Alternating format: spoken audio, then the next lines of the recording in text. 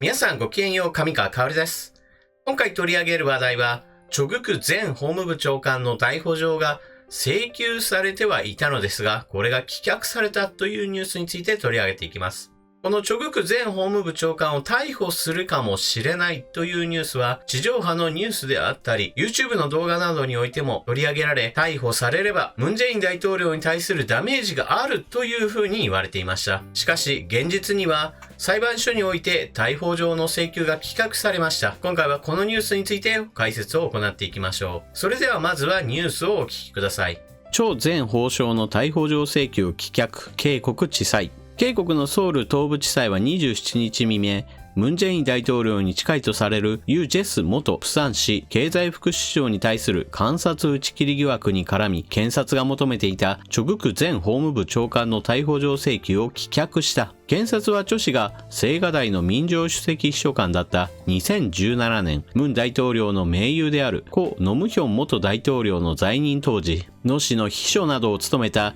ユ氏に対する特別監察を行いながら、明確な理由なしに監察を打ち切ったことが職権乱用に当たるとして逮捕状を請求していた。監察打ち切り決定を犯罪とみなす検察に対し、チョ氏側は監察中止を決めたことは認めながらも、これに関する法的責任はないとの立場を示してきたとされる。同氏は逮捕状発布を認めるかどうかを決める令状審査に出席するため、この日午前に地裁に出頭した際も、検察の令状申請内容に同意しないと述べ、容疑を否認していた。今回逮捕状の請求は却下されたわけですが、きっと逮捕されるだろうという見込みのもとに書かれた記事も紹介しておきます。チョグク拘束令状請求、政権の反省・刷新の契機にしなくては。検察が昨日チョグク前法務部長官に対する事前拘束令状を請求した。ユ・ジェス元金融委員会局長の監察を中断させた職権乱用容疑のためだ。死亡ファンドや子女の大学入学書類偽造疑惑容疑は捜査が続いている。ウルサン市長選挙疑惑でチョ前長官が関わっており、その部分に対する捜査も進行している。チョ前長官は民情首席秘書官時代にユ元局長に対する民情首席室特別監察を中断させた。チョ前長官は裁量権行使と主張するが、常識から外れたことだった。監察過程で不正が確認されたのに、捜査依頼をせず、金融委員会が辞表を受理する線で終えられるようにした。ユ元局長は、ムン・ジェイン大統領の側近らと近く過ごしてきた人物で、チョ前長官に様々な人が監察関連要請をしたという証言も出てきた。チョ前長官の容疑に対する有罪無罪の判断は法廷で決められるだろうが、不正を犯した公職者に対する監察を民情首席秘書官が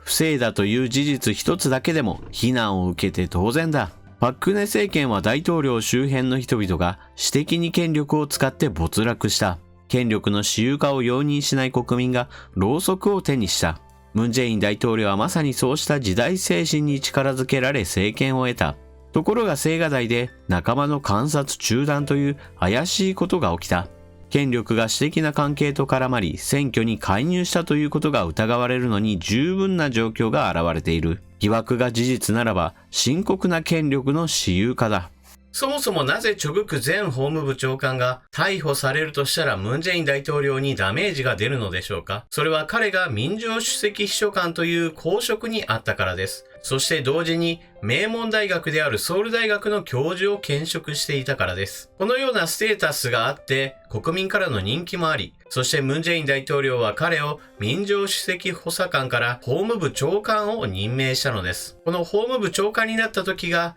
彼のスペックの最大値だった時でしょう。当時彼は玉ねぎ男という異名を持ち、多くのスキャンダルの中心にいました。にもかかわらず、彼は次期大統領候補の一人として有力視されていたほどです。しかし彼の家族や親類の疑惑があまりにも多く、実際に妻は逮捕されました。また親類にも逮捕者が出ています。それらのスキャンダルの責任を取って彼は法務部長官を辞職しました。このように彼の経歴などを見ると、確かに法務部長官の現役時代に逮捕されていたら、その任命責任というものはムン・ジェイン大統領に覆いかぶさり、そして支持率の大きな急落を招いたでしょう。ところがこの法務部長官になっていた時のスキャンダルの騒ぎ方というのを見ていくと、支持率は実際にはそれほど大きくは下がりませんでした。岩盤支持層と呼ばれる人たちの支持はほとんど変わらず、大統領の支持率は 40% 台を切ることはなかったのです。そして現在の彼はというと、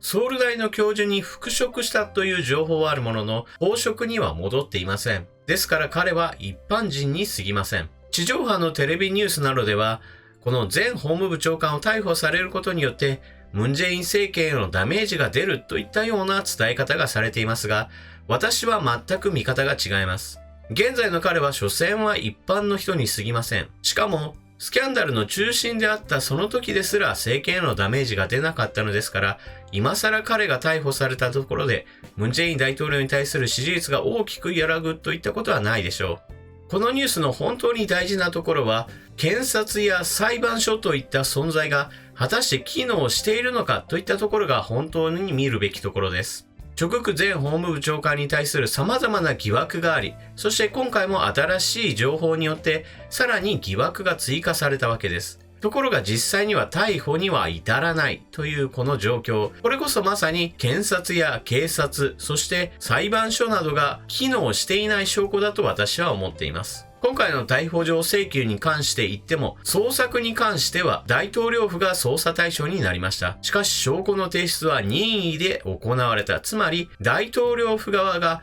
この情報については出していいなということを事前に測った上で検察に証拠を提供したのです。こういった状況から検察がどこまで真相を解明できるかというのは疑問ですし、同じように数々のおかしな判決を出している裁判所が果たして正常な判断ができるのかというのも疑問です。例えば、最高裁判所である大法院では強制徴用工問題に関して国家間の約束を全くないがしろにするような裁判結果を出しています。この背景にあるのが裁判所の判事等がムン・ジェイン政権の息のかかった人物に入れ替えられているという事実があります。そのため、現在の裁判所というのはムン・ジェイン政権の影響下にあると考える方が良いでしょう。ですから今回検察が逮捕状を請求した際にそこにつきまとっていたのはそもそも裁判所が正常な判断をしてこの逮捕を認めるのだろうかという疑問でした。そして実際に逮捕状の請求は棄却されました。これこそまさに裁判所がムン・ジェイン政権に対する忖度を行ったという証拠だと言えるでしょう。検察は不正に対してしっかりと捜査をしているのだよというアピールをしているだけかもしれませんし、実際にチョ・グク法相を逮捕して、さらには大統領の不正を暴き出そうという考えもあったかもしれませんが、しかし外から見る分にはあくまでも不正というものが見つかったとしても一つ一つその捜査が終了していくことによってあたかも疑惑や不正といったものが立件できない、最終的には嫌疑しかなかったんですよという、まるでどれだけチョ・グク前法相が疑惑や不正の中心にいたと疑われていたとしても、それらは全て犯罪ではないということを検察が証明するための行動にも見えます。警告においては大統領が変わった際に前政権の悪事をいかに暴くかというのが一つの命題になっています。ですから現役時代にこんな不正があったんですよ、調べましたよ、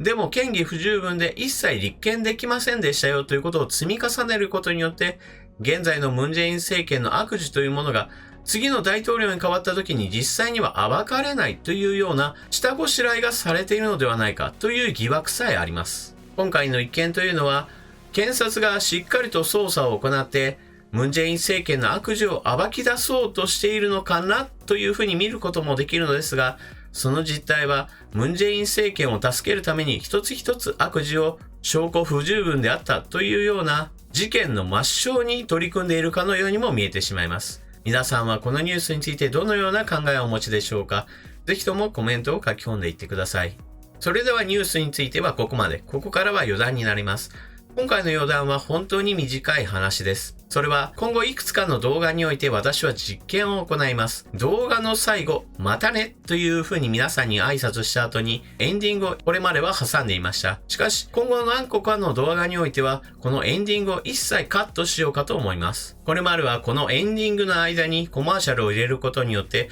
ある程度の広告収入を得ようとしていました。こうすることによって動画の始まる前と完全に動画が終わった後だけに広告を入れる形にしてみようと思います。こうすることによって広告収入が一体どう変わるのかということを少し実験してみようと思います。この実験により皆さんが不利益を被ることはありません。私が喋っている間は基本的には広告入れないようにするという設定にしているので、